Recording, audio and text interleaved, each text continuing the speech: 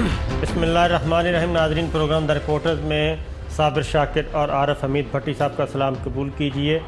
और आज के प्रोग्राम में भी काफ़ी अहम तरीन ख़बरें हैं। आप सारा दिन जैसे देखते रहे हैं कि जरदारी साहब और उनके बेटे बिलावल भुट्टो जरदारी जो हैं वो आज नैब में पेश हुए और अंदर का हाल क्या था, क्या गुफ्त शनीद हुई, क्या उन्होंने सवालों के जवाब दिए, वो भी हम आपसे शेयर करेंगे।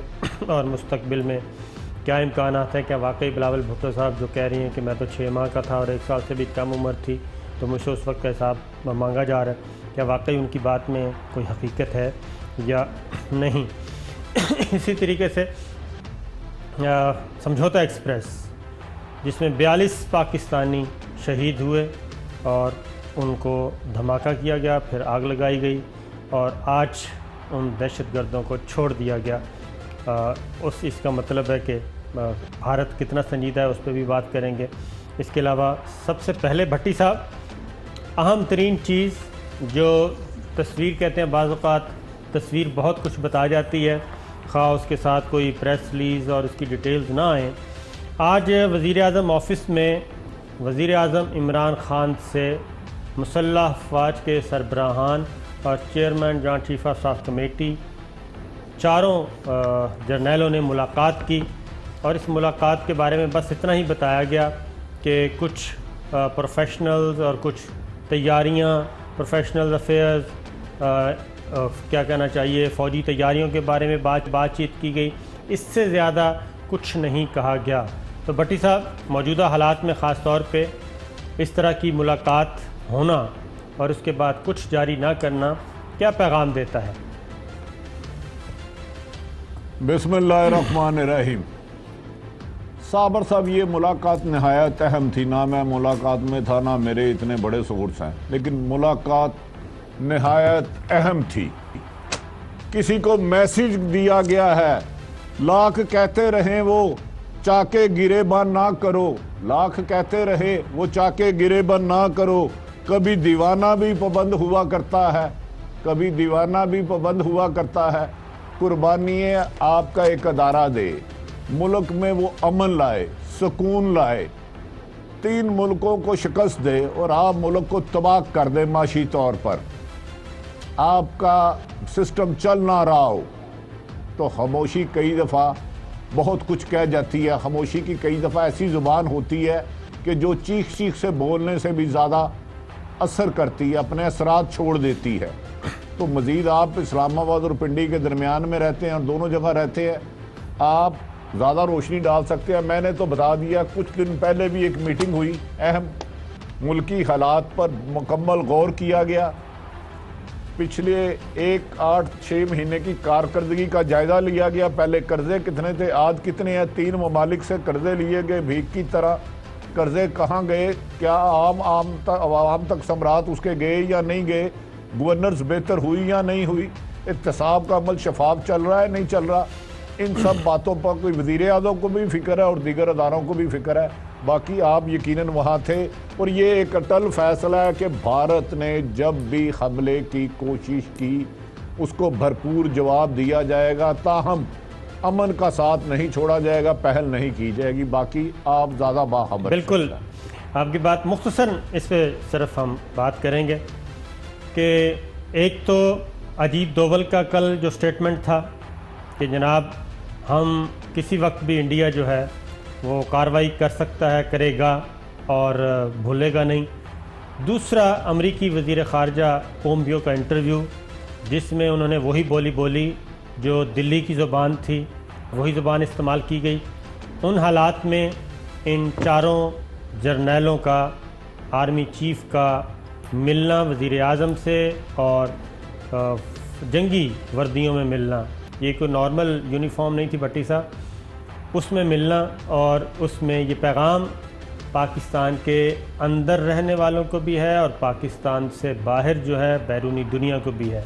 इसलिए इस मुलाकात में क्या क्या गुफ्तगू हुई और क्या अहम तरीन फ़ैसले किए गए। एक फ़ैसले का तो मुझे थोड़ा बहुत शुबा है कि एक अहम तरीन फ़ैसला भी किया गया जो आने वाले दिनों में आप शायद देख सकेंगे और इसके असरात कुछ दिनों के बाद आएंगे। भट्टी साहब, दूसरी जानिब आप ये बताएं, पहले बिलावल भुट्टो और जरदारी साहब की स्टोरी को लिया जाए या फिर इंडिया में समझौता एक्सप्रेस के दहशतगर्दों को छोड़ दिया गया और ऐसे लगा कि जैसे सिर्फ पाकिस्तान में ही सारे कवानीन लागू होते हैं और दिल्ली में नहीं। तो भट्टी साहब क्या कहेंगे, आप पहले बिलावल भुट्टो को ले लें या समझौता एक्सप्रेस पे चलें? सावर साहब, मेरी सबमिशन तो होगी समझौता एक्सप्रेस ले लें ताकि दुनिया को पता चले दहशतगर्दी कौन कर रहा है, दहशतगर्दी का हमायती कौन है और दहशतगर्दी को फरोग कौन दे रहा है। बाकी जो ऐसे आप बेहतर बिल्कुल कर लेंगे, हमारा क्या। मेरा भी इरादा यही है।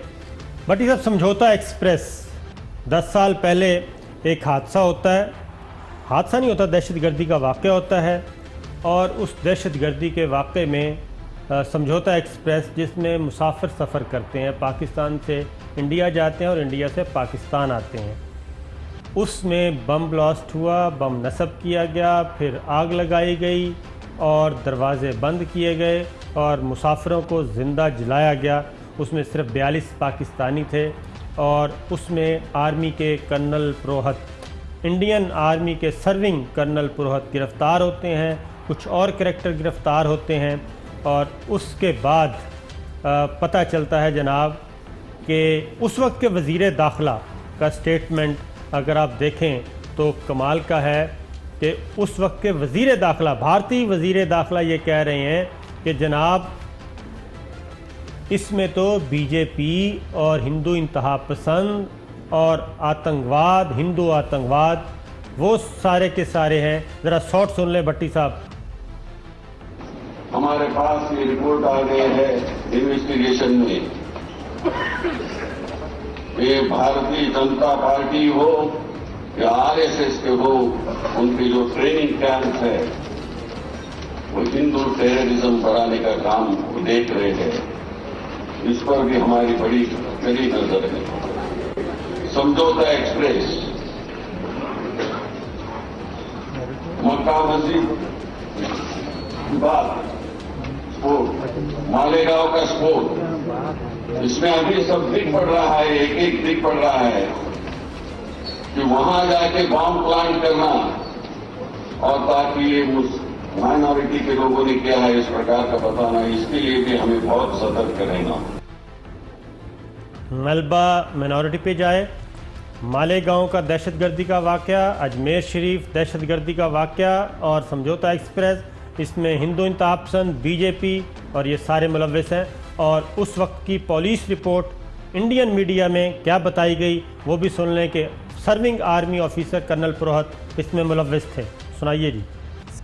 These sources have told NDTV that Hindu extremist groups and all those arrested in connection with the Malegaon blast are likely to have played a key role in the Samjhauta Express and Ajmer blast as well. Now, these revelations come just days after 10 people were arrested in connection with the Malegaon blast, including a serving army officer, Lieutenant Colonel Purohit, and also members of the group Abhinav Bharat. The main organizer was Swami Asimanand, Swami Dayanand Pandey, Pragya Singh Thakur, and also several of the members. This group, which is basically a coalition of splinter and radical fringe Hindutva groups, leading members of mainstream Hindutva organizations were aware of this group's activities. Police sources tell us it's this group that carried out the Ajmer blast. They're also suspected to be behind the Samjhauta blast, which also took place shortly afterwards. Malegaon was obviously chosen as a target because it has a large Muslim population. Lieutenant Colonel Purohit, who in the words of the police played a substantial role in this blast, they say that he was the one who procured the tiny amount of RDX that was used in the blast. धमाका खेज मवाद colonel पुरोहित ने फराहम किया। Colonel पुरोहित मरकजी किरदार थे इस दहशतगर्दी के वाक़े के। भट्टी साहब, इसमें 68 अफराद जिंदा जल गए, जिसमें से 42 से ज़्यादा पाकिस्तानी शहरी थे और उन 42 पाकिस्तानी शहरियों के लवाहकीन ने जब इंडिया में जाकर गवाही देने की कोशिश की तो इंडिया ने उनको वीज़ा नहीं दिया और अब उन तमाम जो 4 बाकी बचे थे, कर्नल पुरोहित को तो पहले ही छोड़ दिया जब रॉ ने और इंडियन एस्टेब्लिशमेंट ने दरमियान में इंटरफेयर किया और उन्होंने कहा कि ये मामला किस तरफ जा रहे हैं, उस वक्त छोड़ दिया था। अब जो 4 लोग बाकी बचे थे वो भी छोड़ दिए गए। भट्टी साहब, इसका मतलब है कि समझौता एक्सप्रेस में जो 68 अफराद ज़िंदा जलाए गए, उनका खून, उनकी शहादतें, उनकी मौत रायगा गई और उसका कोई वाली वारिस नहीं है। जबकि पाकिस्तान पे इंडिया ऐसे बढ़ चढ़ कर आता है जैसे वो खुद अपने मुल्क में बहुत उसने साफ़ सुथरा सिस्टम रखा हुआ है और कोई ऐसी हरकत नहीं हो रही जो कि दहशतगर्दी का वाक़या हो, कोई दहशतगर्दी में मुलव्वस इंडियंस हों, उनको सज़ाएँ दी जा रही हैं। साबर साहब, गुजारिश ये है, जो समझौता एक्सप्रेस है इसकी हिस्ट्री से सब आशना है, मैं उसकी बैकग्राउंड में नहीं जाऊंगा।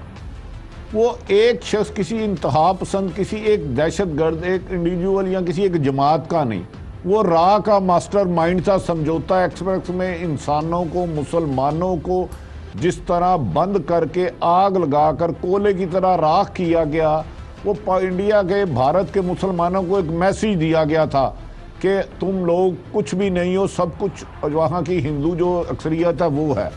एक खौफजदा करने के लिए, जहाँ अकलियत वहाँ कोई लाखों अरबों करोड़ों में है, उनको मैसेज दिया गया था।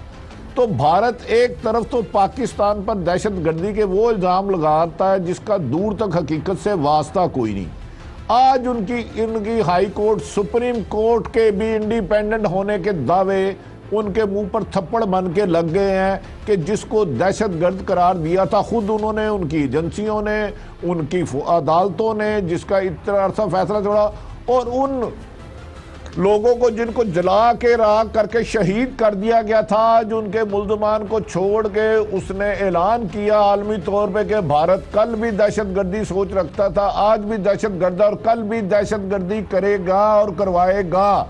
इसको मुल्ज़मान को छोड़ने का मतलब ये है कि राह की सोच और पुख्ता हो जा रही है कि उधर हिंदुस्तान में बसने वाले अक़लियतों को, चाहे वो सिख हो, हज़ारों की तादाद में शहीद कर दिया जाए। गुजरात में मोदी करे, समझौता एक्ट में ये करे, बम्बे अटैक में ये करे, बालाकोट में, पुलवामा हमले में ये करे। लगता तो दहशतगर्दी उनके खून में रस चुकी है। लगता ये है भट्टी साहब के भारत में अक़लियतों को मारने के लिए, दहशतगर्दी से उनको उड़ाने के लिए इंडिया में हिंदू इंतहाओं को खुली छुट्टी है। वहाँ पे स्टेट टेररिज्म हो, कोई मसला नहीं। पोम्पियो को, मिस्टर पोम्पियो अमरीकी वज़ीर ख़ारजा को भी कोई इशू नहीं है, वाशिंगटन को कोई तकलीफ़ नहीं है, लंदन को भी कोई तकलीफ़ नहीं है। और सुषमा स्वराज क्या कहती हैं, भारत की वज़ीर ख़ारजा, बहुत बुलंदोबांग दावे, बड़ी बड़ी ख्वाहिशें लेके वो फिर रही हैं, ज़रा उनको सुनिए। मैं कहना चाहती हूँ वजीर आजम पाकिस्तान से कि टेरर पे बात नहीं, एक्शन चाहिए। अपने आतंकवादियों के खिलाफ ठोस कार्रवाई करो और भारत के खिलाफ अपनी धरती से आतंकवादी गतिविधियां बंद करो, तब रिश्तों की, सामान्य रिश्तों की शुरुआत हो सकती है, वरना नहीं हो सकती। क्यों इंटरनेशनल कम्युनिटी को बहका रहे हो? अगर विक्टिम देश कार्रवाई करने के लिए आता है तो उनसे लड़ने के लिए आते हो, उन टेररिस्ट की तरफ से, on behalf of Jaish Mohammad.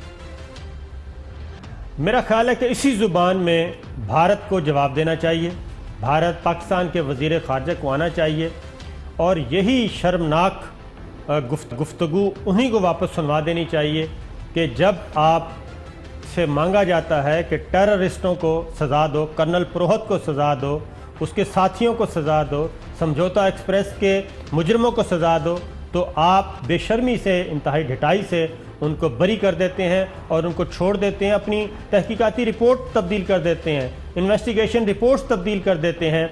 और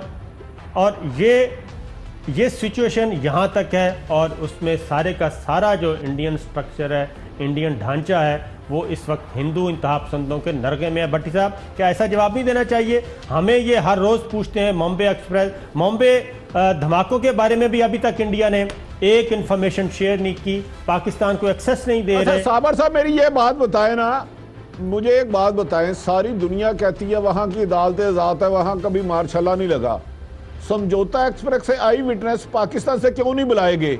इसमें उनकी सोच बता रही है कि वो सोच दहशतगर्द है, हुकूमत दहशतगर्द है, उनकी राह दहशतगर्दी को फ़रोग देती है। अगर कोई एक आधा आदमी तंजीम बना ले, इंडिविजुअल कोई एक्ट कर ले, उसको मुल्क की पॉलिसी नहीं कहते। लेकिन भारत में जो कुछ हो रहा है, उनकी भारत की हुकूमत की पॉलिसी है। ये बात आपकी बिल्कुल सही है।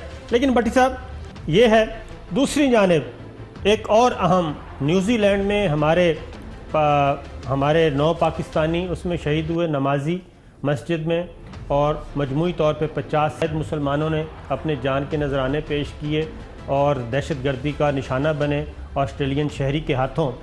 लेकिन वहाँ की वज़ीर आज़म बिल्कुल हक़ाइक़ से नज़रें नहीं चुरा रही।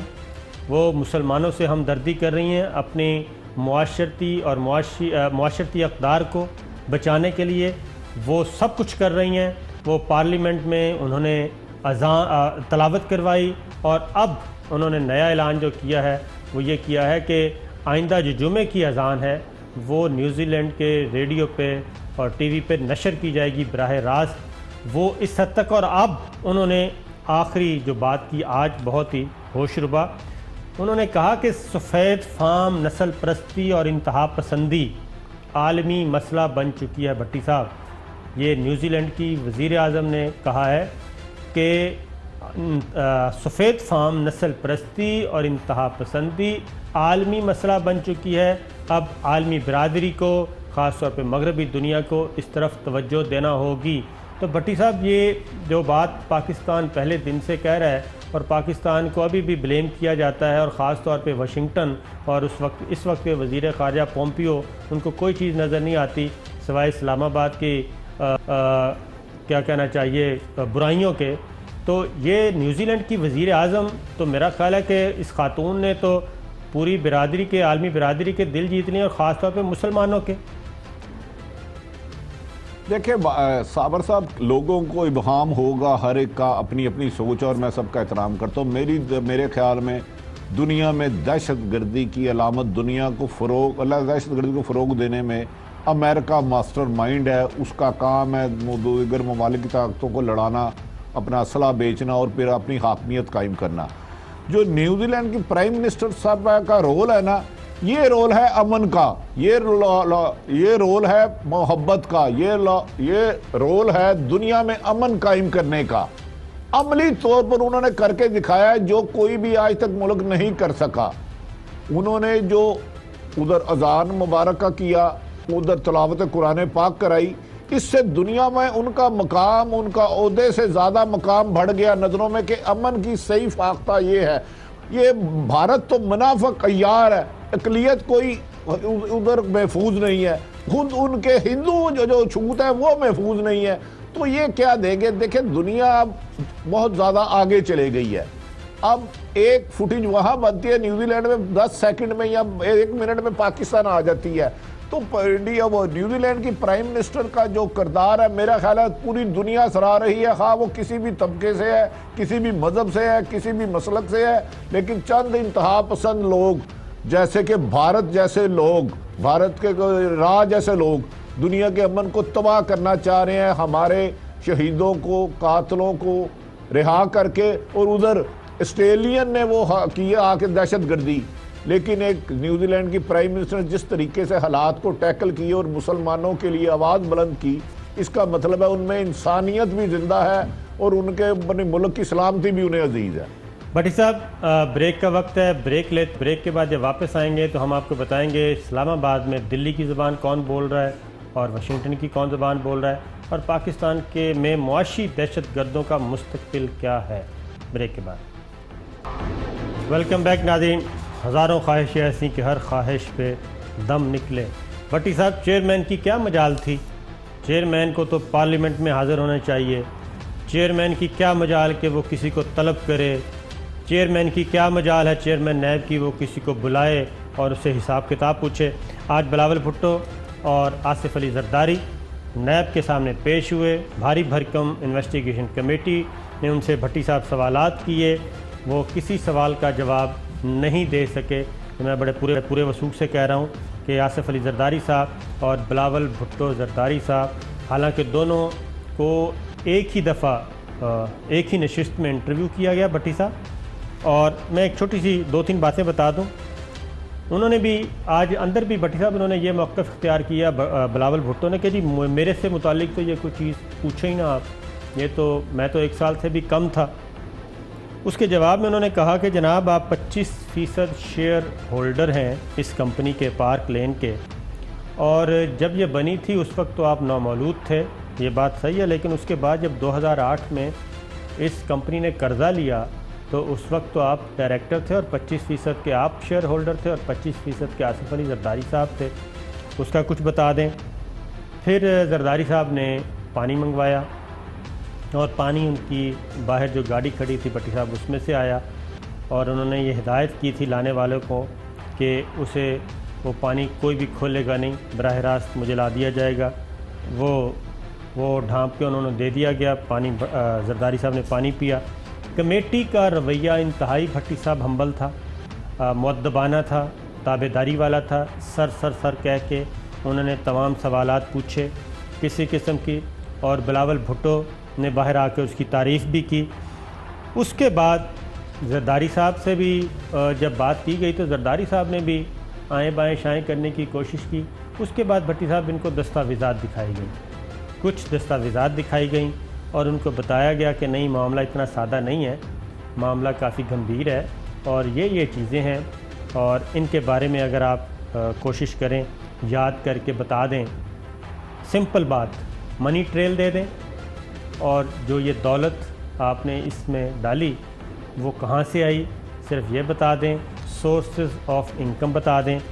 ये वो बात थी जो पूछी गई, जिसका जवाब नहीं था, जिसका फिर इन्होंने कहा कि हमें तहरीरी तौर पे हम जवाब देंगे, और उसमें कहा गया कि हम 8-7 दिनों में दे देंगे। तो नैब कमेटी ने कहा कि नहीं, बिल्कुल नहीं, आप 10 दिन लें, आप 10 दिन के अंदर जवाब दे दें, और अगर आप अपने आप को इनोसेंट फील करते हैं तो फिर आपको ज़मानत भी करवाने की कोई ज़रूरत नहीं, आप बिल्कुल फ्रीली आप आके हमें बता दें। भट्टी साहब, मेरी इतला के मुताबिक बिलावल साहब और जरदारी साहब से सवालात करने का तरीक़ाकार अलग अलग अपना लिया गया था।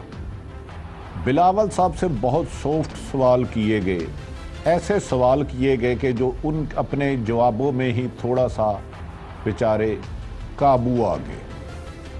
उन सवालों में ऐसा किया गया था, आप तो बिल्कुल बेबस हैं, आपको तो इल्म नहीं, लेकिन कुछ ऐसे सवालात तरीके से किए गए। एक सवाल तकरीबन जरदारी साहब की तरफ मैं आ जाता हूँ, 8 से 9 दफ़ा दोहराया गया, 8 से 9 दफ़ा।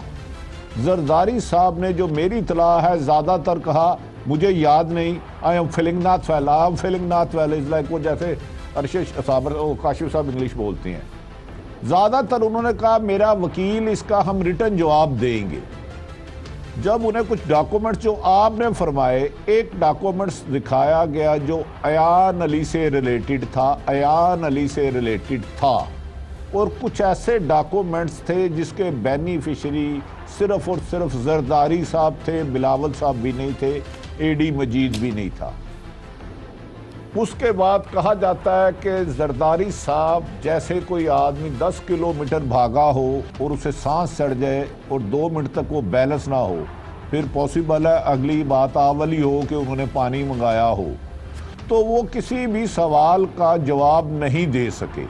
नैब हो जो ज़राए के मुताबिक, रिलायबल सोर्सेज के मुताबिक, कि जरदारी साहब के पास उनकी किसी बात का ऐसा जवाब नहीं था, और उनके लिए जो सबसे ज़्यादा हैरत अंगेज़ चीज़ थी आसफ अली जरदारी साहब के लिए, कि नैब के पास कुछ वो ऐसी इन्फॉर्मेशन थी जो जरदारी साहब के वहमो गुमान में भी नहीं था कि ये इन्फॉर्मेशन नैब हुकाम तक जा चुकी है, लेकिन उनसे भी बड़े धीजे लहजे में गुफ्तगू की गई, लेकिन सवाल सख्त किए गए जिस पे एक आधी मरतबा जो आपने असम्बली में फरमाया था कि उन्होंने कहा कि चेयरमैन नैब कौन होता है मुझे बुलाने वाला, उसी किस्म की लैंग्वेज इस्तेमाल करने की कोशिश की गई, लेकिन जब क्रॉस जवाब उनसे सवाल किए गए तो उनका भी लहजा मेरी इतला के मुताबिक एंड पे खासा नीचे आ चुका था।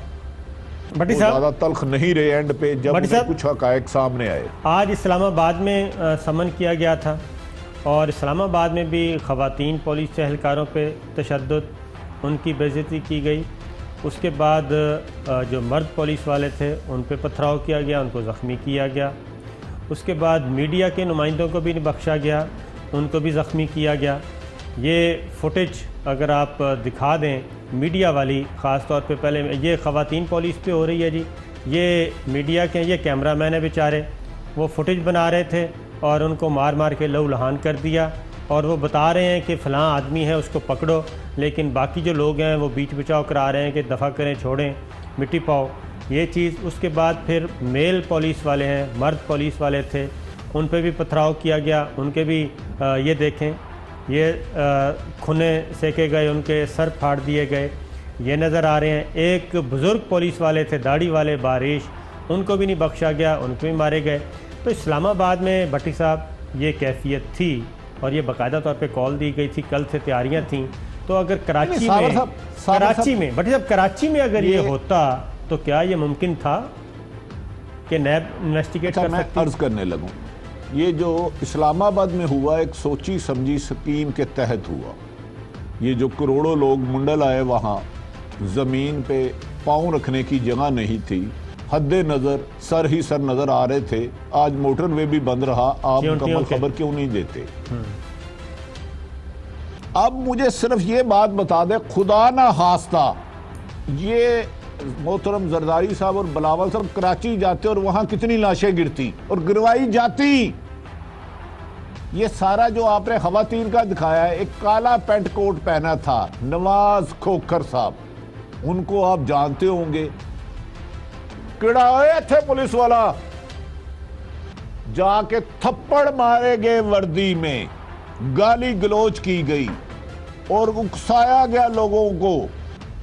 यही मैं गुजारिश करता हूं, जब कानून की हुक्मरानी नहीं होती, जहां कानून कमजोर, बेबस, लाचार होता है, कानून इस्तेमाल करने वाला बेबस और विसाखियों के सहारे खड़ा होता है, भट्टी साहब अब जरा सुनिए, माफिया मजबूत हो जाया करता है। अब जरा सुनिए कि इस पेशी के बाद बाहर आके बिलावल भुट्टो से और दीगर रहनुमाओं ने क्या गुफ्तगू की, वो जरा मैं सुनवाता हूँ, सुनाइएगा जी। एक ऐसे केस में बिलावल भुट्टो साहब पेश हुए जिसमें उनका कोई गुनाह नहीं है, वो 6 महीने के थे। जो केस है, जिस कंपनी का जिक्र हो रहा है, मैं 1 साल से कम था जब मैं इस कंपनी में एक शेयर होल्डर बना। तो उस दिन से लेके आज तक मेरा कोई ताल्लुक नहीं रहा, कोई इन्वॉल्वमेंट नहीं रहा विद दिस कंपनी। और दूसरा भट्टी साहब, आज बिलावल भुट्टो भी हबीब जालिब की रूह को तकलीफ़ दिए बगैर नहीं रह सके। शहबाज शरीफ साहब तो थे ही, हबीब जालिब एक इनकलाबी शायर, एक मज़दूर शायर, एक पिसे हुए तबके की नुमाइंदगी करने वाला शायर। उनका पहले तो ट्वीट देख लें, बिलावल भुट्टो ने हबीब जालिब की रूह को तकलीफ़ कितनी दी होगी, ज़रा सुनिए। मैं भी खाइफ नहीं तख्ता-ए-दार से, मैं भी मंसूर हूँ कि दो अग़यार से, क्यों डराते हो जिंदा की दीवार से, जुल्म की बात को, जहल की रात को, मैं नहीं मानता, मैं नहीं जानता।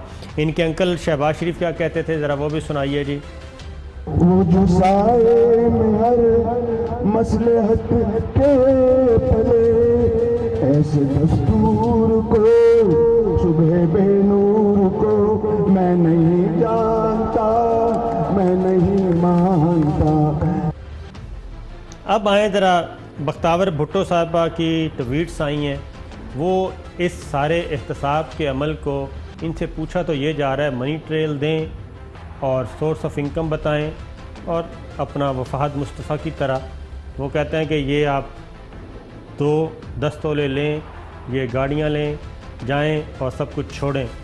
तो यही कुछ नैब कर रही है, वो सिर्फ मनी ट्रेल मांग रही है और सिर्फ सोर्स ऑफ इनकम मांग रही है। लेकिन बख्तावर भुट्टो साहिबा की एक ट्वीट है कि ये मेरे ख़ानदान की तीसरी नस्ल है जिसका झूठे केसेस में ट्रायल किया जा रहा है। नाना के कत्ल पर इंसाफ नहीं मिला, लेकिन नवासे का ट्रायल शुरू कर दिया गया। उसके बाद दूसरा जी, वेलकम टू तालिबान खान पाकिस्तान, मुल्क कलदम तंजीमों से भरा पड़ा है, अस्करियत पसंद आज़ाद घूम रहे हैं, लेकिन हमारे कारकुनों को गिरफ़्तार किया जा रहा है।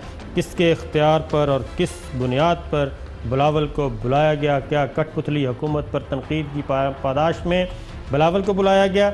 इसलिए ये सब किया गया कि बिलावल भुट्टो हुकूमत की सपोर्ट करदा कलदम तंजीमों के ख़िलाफ़ बोलते थे, इसलिए क्योंकि बिलावल इंतहा पसंदी के हामी वज़रा को बरतरफ करने की बात करते थे। ये किया भट्टी साहब, ये हैं बख्तावर भुट्टो। अब ज़रा बिलावल भुट्टो साहब की ज़ुबानी सुनिए कि वो कहते हैं कि ये तो सारा मामला ही कलदम तंजीमों का है। वो दिल्ली की ज़ुबान कैसे बोली, ज़रा सुनिए। कि बैड ऑर्गेनाइजेशंस के खिलाफ एक्शन लिया गया, मैं नहीं मानता, मैं नहीं मानता, मैं नहीं मानता, मैं नहीं मानता। आप कहते हो आपने अरेस्ट किया है, मैं कहता हूं कि नहीं, आपने उनको प्रोटेक्टिव कस्टडी में डाला है ताकि इंडिया का जहाज उनको ना उड़ा दे। ये भट्टी साहब, पाकिस्तान इस वक्त इंतहाई सख्त तरीन हालात में गुज़र रहा है। आपको भी पता है अमेरिका किस तरीके से, अमेरिका, इज़राइल, इंडिया, पाकिस्तान के कितने दुश्मन हैं जो इस वक्त पाकिस्तान पे नज़रें जमाए हुए हैं। पाकिस्तान कलअदम तंजीमों के खिलाफ कार्रवाई कर रहा है, लेकिन ये कहता है कि नहीं, उनको आपने पकड़ा नहीं है, उनको तो आपने इसलिए महफूज जगह पे पहुंचाया है कि दिल्ली के जहाज। मुझे अर्ज करने का मौका देने आप। जी, मुझे अर्ज करने का मौका दे। गुजारिश है, बिलावल को ठीक कहते हैं, वो मैं 1 साल का था, उन्हें इसीलिए बुलाया गया कि भाई आप 1 साल के थे, ये पैसा इतना अरबों खरबों कैसा आया? तो वो सिंपल जवाब दे दे, भाई मुझे क्या पता, मेरे वालिद साहब ने कमाया होगा। यही मकसद के लिए बुलाया गया, उनको सजाएं देने के लिए नहीं बुलाया गया। वो तो आगे दायरे काम करेंगे, वो समझ नहीं रहे, इतने मासूम भी नहीं है जितने समझते। अपने वालिद साहब को पूछो ना बुलाया क्यों गया।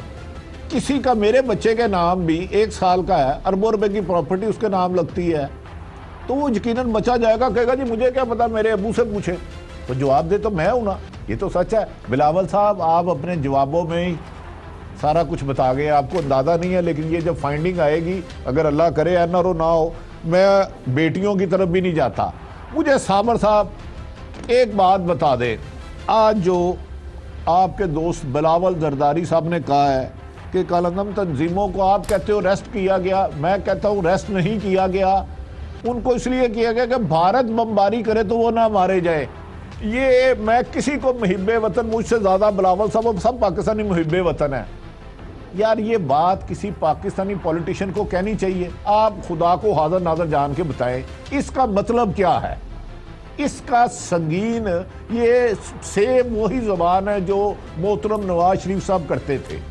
ये जो ज़बान है जिसको चश्मिता अभी आप जो कह रहे थे भारत कर रहा है कि यार हम पे तुम इतना बड़ा एलिगेशन लगा रहे हो कि पाकिस्तान में उनके खिलाफ रेस्ट नहीं किया, उनको महफूज किया है कि भारत ना उनको मार दे। आप तो मेरी समझ से बाहर है साबर साहब। आपके एक अच्छे बड़े 2 मिनट, आखिरी मिनट सिर्फ 30 सेकंड, एक बहुत अच्छे आपके जानने वाले हैं, बहुत बड़े अफसर हैं, मैं तो उनके कद का नहीं हूं। उन्होंने एक दफा एक प्रेस कॉन्फ्रेंस की थी कि हमें जो मर्जी बुरा कहो हम जवाब नहीं देंगे, लेकिन पाकिस्तान को बुरा कहेंगे तो उसका हम जवाब देंगे, वो बर्दाश्त नहीं करेंगे। दूसरी बात उन्होंने की थी, पाकिस्तान तबाही के दहाने में पहुंच चुका, यहाँ अब इससे ऊपर जाएगा या बिल्कुल तबाह हो जाएगा, खुदा ना हास्ता, खुदा ना हास्ता, खुदा ना हास्ता। तो ये अल्फाज और नवाज शरीफ साहब के अल्फाज जोड़े और तो आप दे इस बात का जवाब। मैं क्या कहूँ, मैं तो किसी को मुझसे ज़्यादा। ब्रेक के बाद इस पर करेंगे बात, और पाकिस्तान इंशाल्लाह रहेगा, ता क़यामत रहेगा, मुआशी दहशतगर्दों का खात्मा होगा, फिक्र न करें। वेलकम बैक नाज़रीन। भट्टी साहब, ये बार बार जो बिलावल भुट्टो साहब कहते हैं कि जनाब मैं 6 माह का था, 1 साल से कम उम्र थी, जरदारी साहब भी इनोसेंट बन नहीं सकते। इत्तफाक की बात है, ये JIT की रिपोर्ट है, इसमें बहुत ही खौफनाक चीज़ मैं आपको बता देता हूँ, सिर्फ 30 सेकेंड। ये जो कंपनी है ना भट्टी साहब, पार्क लेन एस्टेट्स, ये 1979 तक ये कंपनी बनी। 1979 से 1989 तक ये कंपनी किसकी मलकियत थी? आपके दोस्त, आपके बुज़ुर्ग सदरुद्दीन हाशवानी साहब, PC और मैरियट होटल वाले, ये उनकी मलकियत था 89। उनसे 88 में जब बरसरे इक़्तिदार आए जरदारी साहब और मोहतरमा बेनज़ीर भुट्टो वज़ीर आज़म बनी, तो उनसे ये कंपनी ख़रीद ली आसिफ अली जरदारी साहब ने। और उस वक्त उनके फ्रंट मैन जो थे वो इकबाल मेमन थे। इकबाल मेमन कौन थे? जो इस वक्त फ्रंट मैन है यूनुस कुदवाई, उनके वालिद साहब थे। जरदारी साहब के 25%, बिलावल भुट्टो साहब के 25%, मोहम्मद इकबाल मेमन 25%, 12.5% रहमतुल्लाह हबीब और 12.5% यूनुस कुदवाई साहब। सॉरी, रहमतुल्लाह हबीब जो थे वो थे यूनुस कुदवाई साहब के वालिद जो फ्रंट मैन थे। तो ये कंपनी, और उसके बाद से अब तक सारा रिकॉर्ड नैब के पास मौजूद है। बट सब आगे चलते हैं, आपके पास एक इस पे भी कमेंट करना है तो करें। आज नवाज शरीफ साहब से स्टेटमेंट रिकॉर्ड किया गया है कोट लखपत जेल में मॉडल टाउन, सान्हा मॉडल टाउन की JIT ने। उस JIT का हवाला आपके पास है कुछ? अच्छा साहब गुजारिश ये है कि वो वाक़या जो हुआ 2014 में जिसमें 100 लोगों को गोलियां मारी गई शहीद किया गया, इसकी फाइंडिंग हमें आने की ज़रूरत है, क्योंकि मेरा इस हुकूमत पर भी एतमाद अब नहीं रह रहा।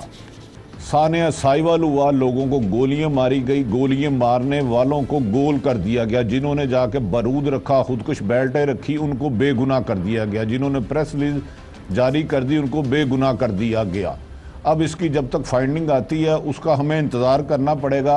मुझे यकीन है अरशद शरीफ एक 10 बजे प्रोग्राम करते हैं। कल प्राइम मिनिस्टर की काबीना की मीटिंग हुई थी, उसमें 2 मिनिस्टरों में तलखी नहीं थी हुई, 2 से ज़्यादा 5-6 मिनिस्टरों में तख्त जुमलों का इस्तेमाल हुआ था। उसमें सिर्फ यही कहूँगा, मालूम नहीं है ये खुशामद की हकीकत, मालूम नहीं है ये खुशामद की हकीकत।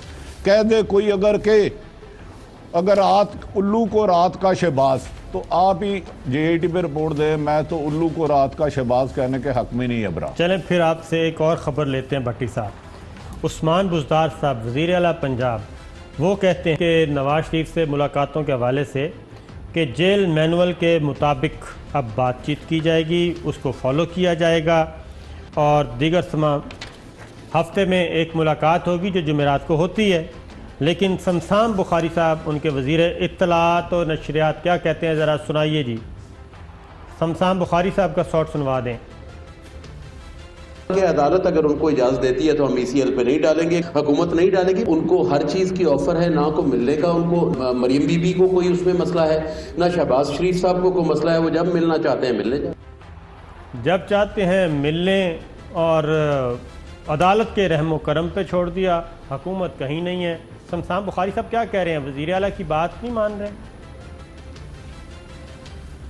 देखिए, ना वज़ीर आला ने उनको मिनिस्टर बनाया, ना वज़ीर आला का खुद CM बने हैं, तो जिसने बनाया हुक्म तो उसका चलेगा। मैं एक छोटी सी 30 सेकंड की बात करता हूँ। एक आदमी होता है मजबूर सा, मेरी तरह कमज़ोर आदमी आपके पास जाता है, आप मुझे आलू दे देते हैं खाने के लिए, तो जब मैं खा लेता हूँ तो आप कहते हैं सुनाओ भाई आरिफ कैसा सी, सेब मीठा सी। तो मैं कहना था सर खाया तो मैंने आलू है, पर तासीर और मिठास इसकी सेब वाली ही थी, तो लिहाजा सेब खाने से जो खा रहे हैं बेचारे आलू समझ के। चलो तासीर हम आपसे कल पूछेंगे। प्रोग्राम का वक्त ख़त्म हो गया नाजरीन, कल फिर हाजिर होंगे। इजाज़त दीजिए, अल्लाह हाफिज़।